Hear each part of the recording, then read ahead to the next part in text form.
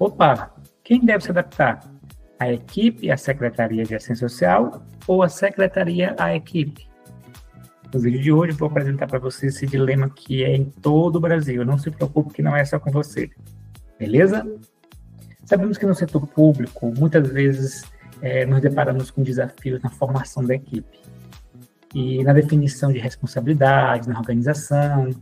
E aqui surge um dilema importante. Será que devemos adaptar a estrutura da secretaria aos profissionais que chegam, ou estão lá? Ou é a equipe que deve se adaptar ao modelo e às diretrizes daquela política, daquela secretaria? O que você acha? Comenta aí. Muitas vezes temos profissionais bem intencionados, mas que possuem perfis diversos, habilidades específicas e até o apadrinhamento. E para que possamos encaixar e acabamos ajustando essas funções, redistribuindo tarefas e criando uma solução temporária, que no longo prazo pode comprometer a eficiência dos serviços prestados. E aqui vale lembrar que isso acontece, infelizmente, e eu quero que você compartilhe aqui algum caso que você vivenciou no seu município nessa situação. Ou você sendo esse profissional, ou você sendo um coordenador, ou uma secretária, um secretário de assistência social. Beleza? E aqui eu vivenciei muitos exemplos desse em alguns municípios onde eu já orientei, assessorei. E, por exemplo, uma pessoa que foi lá para trabalhar como nível médio, E como ele tinha um apadrinhamento político, acabou que, em determinado momento, por não ter definido de forma clara quais são suas funções, acabou ter duplo comando ali na unidade, pode ser um CRAS, um CRES. Houve conflitos de interesse, então várias situações podem ocorrer devido à não especificação do que aquele profissional deve fazer naquela unidade. Outro exemplo, um profissional recém-formado na psicologia, pedagogia, serviço social, e aí, por não ter a experiência, a capacitação para aquela função específica na área da política de assistência social, vai se dando funções onde ele é bom. E o que acontece? Ele pode até ser bom naquilo ali, mas a função primordial dele é fazer aquilo que está nas normativas. E acaba que passa-se um momento, passa 2, passa 3, e acaba que ele não faz a função da qual ele está ali para fazer. Por exemplo, o psicólogo, ele se formado, não tinha habilidade ou não teve treinamento para qual o papel do psicólogo no SUAS, e aí ele acaba fazendo uma função mais administrativa e até clínica ali naquela unidade. E deixa de fazer o trabalho do profissional de nível superior do CRAS, do CRES, ou daquela unidade. Outro exemplo, um pedagogo, que tem uma vasta experiência na educação, e aí ele vai para lá, e por não fazermos a orientação correta de qual é a função dele ali naquela unidade, ele acaba transformando sua expertise lá da educação, trazendo para a política de assistência social, mas não no sentido positivo, mas no sentido negativo, porque ele está transformando, por exemplo, uma oficina do PAIF, do PAEF, ou do serviço de convivência das atividades, numa forma de extensão daquilo que ele fazia na educação. E aí se transforma ali numa área mais educacional do que da política de assistência social. E tem vários exemplos, Não significa, gente, eu não estou aqui dizendo que a gente não pode, não deve pegar aquilo que a pessoa tem de bom. Às vezes a pessoa é muito, muito boa em organização, às vezes é muito boa em palestra. Então, não estou dizendo que a gente não vai pegar aquilo que o profissional tem de bom, mas que cada um tem que ter função específica para a qual ele foi designado, foi contratado, foi seletivado. Então, é importante que a gente deixe claro isso aí. E aqui que precisamos refletir, estamos estruturando a equipe de forma planejada e eficiente, ou estamos deixando que cada profissional molde a secretaria de acordo com as preferências e limitações? Se eu tenho uma limitação ali, por exemplo, de falar em público, ele é um técnico superior, vai precisar fazer palestra. Beleza, tem uma limitação, vamos treinar, vamos orientar, vamos capacitar, vamos verificar e equilibrar aquela equipe para que todos possam fazer suas funções. Claro que um tem habilidade para isso, para aquilo, né? E não ao contrário, a gente não pode estar moldando a secretaria de acordo com a equipe. Até porque existe diretriz para cada serviço, para cada programa que existe na política de assistência social. E daqui a pouco a gente vai estar transformando a política de assistência social em algo que ela não é. Existem diretrizes, orientações, cadernos de orientações, resoluções sobre o que deve ser ofertado e como deve ser ofertado. Então, esse princípio da clareza é importante. E eu vou falar muito disso nos meus cursos, nas minhas lives, o princípio da clareza. Quando a gente tem clareza, as coisas ficam mais claras, claro, né? Por exemplo, falta de padronização no atendimento público. Então, um faz de um jeito, outro faz de outro. Sobrecarga de alguns profissionais, enquanto outros ficam sem direcionamento claro. Por quê? Porque ele não é bom nisso aqui, ou ele é bom nisso aqui. Vocês estão compreendendo?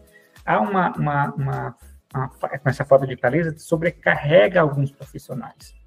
Dificuldade para medir resultados e avaliar desempenho. Se eu não tenho clareza qual é a função daquele funcionário, daquele servidor, eu não tenho como medir o resultado daquele serviço, porque cada um faz de um jeito, cada um tem um jeito de trabalhar, isso é normal, mas existe a função que ele tem que fazer. Então, como é que eu vou medir? Certo? Dependências excessivas de funcionários.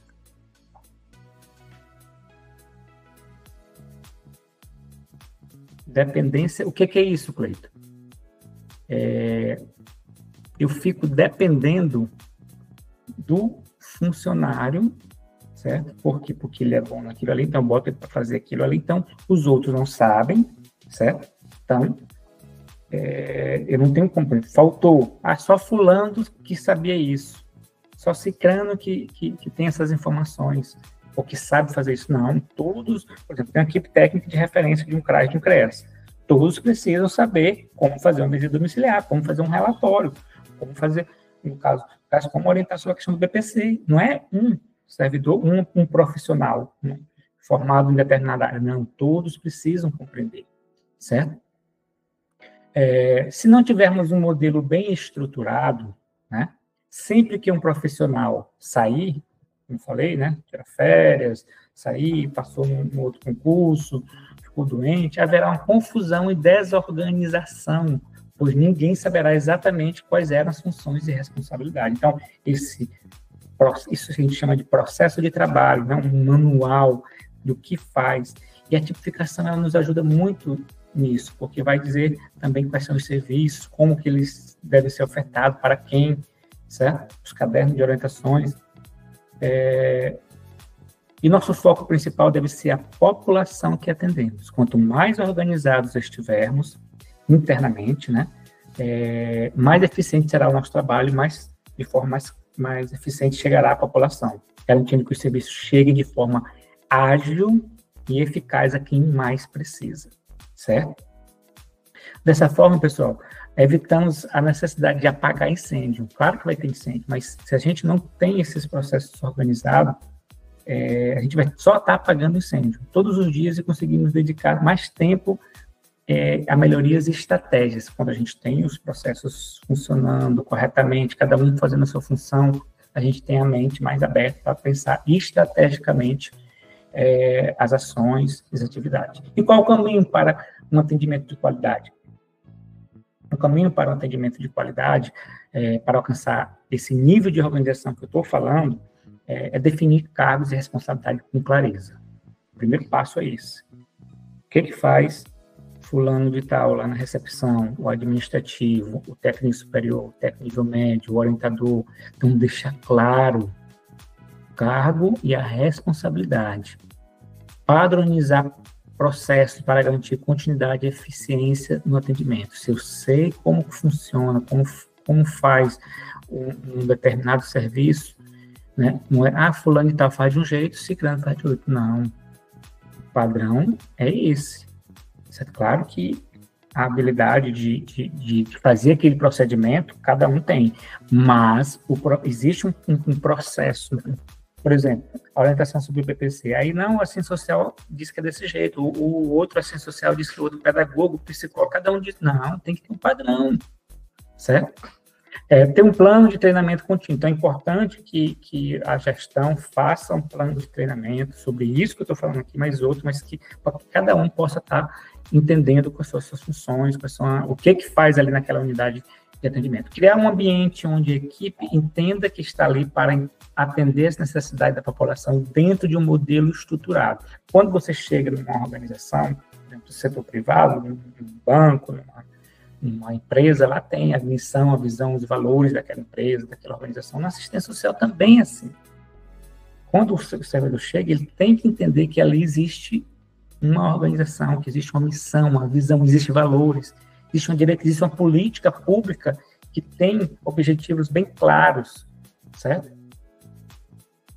E aí que se você tiver interesse em conhecer mais profundamente sobre isso, processo de trabalho, como funciona a política de assistência social, nós temos a comunidade Clube do SUS, é uma comunidade que você tem aulas ao vivo, cursos para gestão, para coordenação, para técnicos de nível médio e superior, é uma comunidade. E lá, além das aulas ao vivo, grupo específico para quem é da comunidade, modelos de documento, você pode ter lá na comunidade Clube do SUS. Então, se você quer se aprofundar sobre o dia a dia da política de assistência social, clica no link que vai estar abaixo, se inscreva e faça parte dessa comunidade muito importante para o fortalecimento do Sistema Único de Assistência Social e para você ter segurança para trabalhar na assistência social. Se você gostou, comente, compartilhe e faça com que chegue a mais pessoas esse conteúdo.